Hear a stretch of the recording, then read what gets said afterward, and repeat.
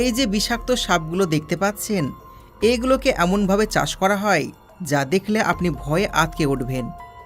তাছাড়া চীনে সাপের রক্তের জুস তৈরি করা হয়, আর এই রক্তের জুস খেলে আপনার শরীরে এমন কিছু ঘটবে যেটি জানার পর আপনার গায়ের লোম খাড়া হয়ে যাবে। তাছাড়া সাপের পিত্তথলি দিয়ে এমন একটি বিশেষ জিনিস তৈরি করা হয় যেটি মানুষের গুরুত্বপূর্ণ কাজে লাগে। আজকের এই ভিডিওতে আমরা জানতে চলেছি চীনে বিষাক্ত সাপ কী করে চাষ করা হয়, এর পাশাপাশি জোঁক কী করে চাষ করা হয়, এর সাথে অন্যান্য যে সমস্ত প্রাণীগুলোকে দেখে আমরা ভয় পাই সেগুলো কী করে চাষ করা হয়। সব কিছু জানতে পারবেন আজকের ভিডিওতে, তাই ভিডিও শেষ পর্যন্ত অবশ্যই দেখবেন। প্রথমে রয়েছে জোঁক ফার্মিং প্রসেস। এটা দেখতে পাচ্ছেন, এটা হলো নর্মাল জোঁক, আর এগুলোকে চাষ করা হয়। হ্যাঁ, ঠিকই শুনেছেন, নর্মাল গরু, ছাগল এবং পোলট্রি মুরগির মতন এগুলোকেও ফার্মে চাষ করা হয়। আমি গ্যারেন্টি দিয়ে বলতে পারি, হয়তো এর আগে আপনি কখনো স্বপ্নেও ভাবেননি যে জোঁক চাষ করা হতে পারে। এই জোঁকগুলোকে এমনভাবে চাষ করা হয় যা দেখলে আপনার গায়ের লোম খাড়া হয়ে যাবে। চায়নাতে এই অদ্ভুত প্রাণীটিকে চাষ করা হয়, তবে এটি কোনো সহজ কাজ নয়। এখানকার ওয়ার্কাররা জীবনের ঝুঁকি নিয়ে কাজ করে থাকে। যেমনটা আপনারা জানেন, জোঁক মানুষের রক্ত চুষে খায়। এমনকি এই প্রাণীটি মানুষের প্রাইভেট পার্টের মাধ্যমে শরীরের ভেতরে ঢুকতে পারে। মানুষের শরীরের মধ্যে ঢুকে এরা মুহূর্তের মধ্যে মৃত্যু ঘটাতে পারে। কিন্তু চীন দেশে এই প্রাণীটিকে ফার্মের মধ্যে পালন করা হয়, আর প্রতি বছর এগুলো পালন করে লাখ লাখ ডলারে বিক্রি করা হচ্ছে। তবে এখন প্রশ্নটা হচ্ছে, এরা কিভাবে এই জোঁক পালন করে থাকে? তাছাড়া এই জোঁক দিয়ে তারা কি করে? এই সকল মানুষেরা জোঁককে কি খেতে দিচ্ছে? জোঁক দেখলেই আমরা ভয়ে আঁতকে উঠি, কিন্তু আমাদের মধ্যে বেশিরভাগ মানুষ জানে না যে এই জোঁকের বিশেষ কিছু উপকারী দিক রয়েছে। এটি মানুষের জন্য অনেক উপকারী একটি প্রাণী। আমাদের পৃথিবীতে প্রায় 700 প্রজাতির জোঁক রয়েছে, যার মধ্যে 100 প্রজাতির জোঁক সমুদ্রে বসবাস করে থাকে। এর মধ্যে 90 প্রজাতির জোঁক পাওয়া যায় পুকুরে। এছাড়া অনেক প্রজাতির জোঁক কাদামাটি সহ বিভিন্ন পরিবেশে বাস করে থাকে। এই এক একটি জোঁক প্রায় 2 বছর পর্যন্ত বেঁচে থাকতে পারে। এদের শরীরে কোনো একটি অংশ কেটে ফেললে সেটি পুনরায় তৈরি হতে পারে। যদিও জোঁক দেখলে অনেকেই ভয় পায়, কিন্তু চায়নার বিভিন্ন ফার্মে এটি চাষ করা হয়, কারণ এই জোঁকে রয়েছে অনেক উপকারী গুণ। এটা যেরকম বিভিন্ন ধরনের ওষুধ প্রস্তুত করার জন্য ব্যবহার করা হয়, ঠিক তেমনই সরাসরি বিভিন্ন রোগ নিরাময়ের কাজে ব্যবহার করা হয়। এই জোঁকের প্রধান খাবার হচ্ছে বিভিন্ন প্রাণীর রক্ত। এছাড়া জোঁক শামুক এবং কেঁচো খেয়ে থাকে। ফার্মে এদের পালন করার জন্য এই খাবারগুলো দেওয়া হয়। এরপর ধীরে ধীরে তারা ডিম পাড়ে, আর এগুলোকে কাদামাটির মধ্যে রাখা হয়। পরে একটি নির্দিষ্ট সময়ে বাচ্চা বেরিয়ে আসে। এগুলোকে ফার্মের বিশেষ পানির মধ্যে রাখা হয়, আর এগুলোকে নিয়মিত খাবার দেওয়া হয়। এদেরকে বেশিরভাগ সময় রক্ত খেতে দেওয়া হয়। এরা যখন প্রাপ্তবয়স্ক হয়ে যায় তখন এদেরকে রৌদ্রে শুকানো হয়। রৌদ্রে শুকানোর পর এদেরকে মেডিসিন বিভাগে পাঠিয়ে দেওয়া হয়।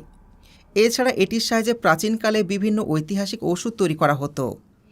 তাছাড়া প্লাস্টিক সার্জারিতে এই জোঁকের ব্যবহার করা হয়।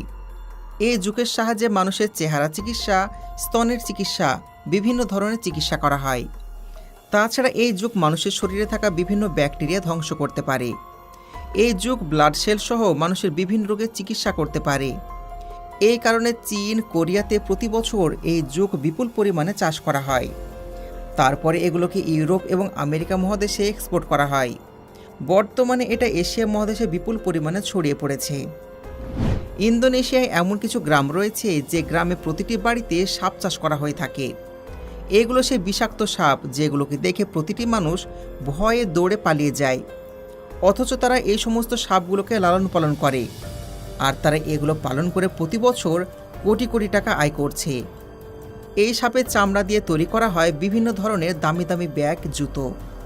এর পাশাপাশি তৈরি করা হয় বিভিন্ন ধরনের ওয়ালেট এবং বিভিন্ন দামি দামি জামা কাপড়। এগুলো অনেক উচ্চ দামে দেশ বিদেশে বিক্রি করা হয়। তাছাড়া ইন্দোনেশিয়া, চায়না এবং জাপানে সাপের মাংস অনেক জনপ্রিয়। তাছাড়া সাপের বীজ দিয়ে তৈরি করা হয় সাপে কামড়ানোর ঔষধ। এছাড়া থাইল্যান্ডে সাপের রক্তের স্পেশাল জুস খাওয়া হয়, আর এটি খাওয়ার পর বৃদ্ধরা যুবকের মতন শক্তিশালী হতে পারে। তারা মনে করে থাকে এই জুস পান করলে বৃদ্ধ মানুষ তাদের যৌবন ফিরে পাবে। পৃথিবীতে বিভিন্ন প্রজাতির সাপ রয়েছে, যারা সাপ চাষ করে থাকে তারা বিষসহ এবং বিষ ছাড়া এই দুই ধরনের সাপ পালন করে থাকে। তবে তারা বেশিরভাগ সময় বিষধর সাপটাই বেশি পালন করে থাকে, কারণ এগুলো উচ্চ মূল্যে বিক্রি হয়। তবে এই সাপ চাষ করা মোটেও সহজ কাজ নয়। এই সাপ চাষ করা মানুষগুলো গভীর জঙ্গলে যায় সাপ শিকার করতে। এরপর তারা জঙ্গলের ঝোপঝাড় কিংবা মাটির নিচ থেকে সাপ সংগ্রহ করে। এরপর তারা একটি ফার্ম তৈরি করে। এই ফার্মে কবুতরের বাসার মতন অনেক ছোট ছোট খোপ থাকে। এই ছোট ছোট বাসার মধ্যে বিভিন্ন ধরনের সাপ রাখা হয়। যেগুলো বিষধর সাপ হয়ে থাকে সেগুলো আলাদা রাখা হয়, আর যেগুলো বিষমুক্ত সাপ হয়ে থাকে সেগুলোকে আলাদা রাখা হয়। আর প্রতিদিন সাপগুলোকে ব্যাঙসহ বিভিন্ন ধরনের খাবার খেতে দেওয়া হয়। সাপের জন্য যে ঘর প্রস্তুত করা হয় তার মধ্যে বালু দেওয়া হয়, যাতে সবাই আরাম করে বসবাস করতে পারে, ঘরের মতন অনুভব হয়। এছাড়া সেখানকার তাপমাত্রা গরম রাখা হয়। যখন এদের ডিম পাড়ার সময় হয়ে যায় তখন এগুলোকে আলাদা একটি জায়গায় নিয়ে যাওয়া হয়, যেখানে ডিম পাড়ার সমস্ত ব্যবস্থা থাকে। এই ডিম থেকে বাচ্চা বের হওয়ার আগে মুহূর্ত পর্যন্ত এই সমস্ত সাপগুলো সেখানে থাকে। তারপর এই ছোট ছোট সাপগুলোকে আলাদা করা হয়। যখন এই সাপগুলো আস্তে আস্তে প্রাপ্তবয়স্ক হয়ে যায় তখন এগুলোর মধ্যে থেকে বিষ বের করা হয়। পরে এই বিষ ওষুধ কোম্পানি কিনে নেয়, আর এখান থেকে তারা লাখ লাখ টাকা ইনকাম করে। পরবর্তীতে এই সাপের মাংস করা হয়, আর এগুলোকে মার্কেটে বিক্রি করা হয়। যে সমস্ত সাপগুলো বিষমুক্ত হয়ে থাকে সেগুলোকে আলাদাভাবে মার্কেটে বিক্রি করা হয়।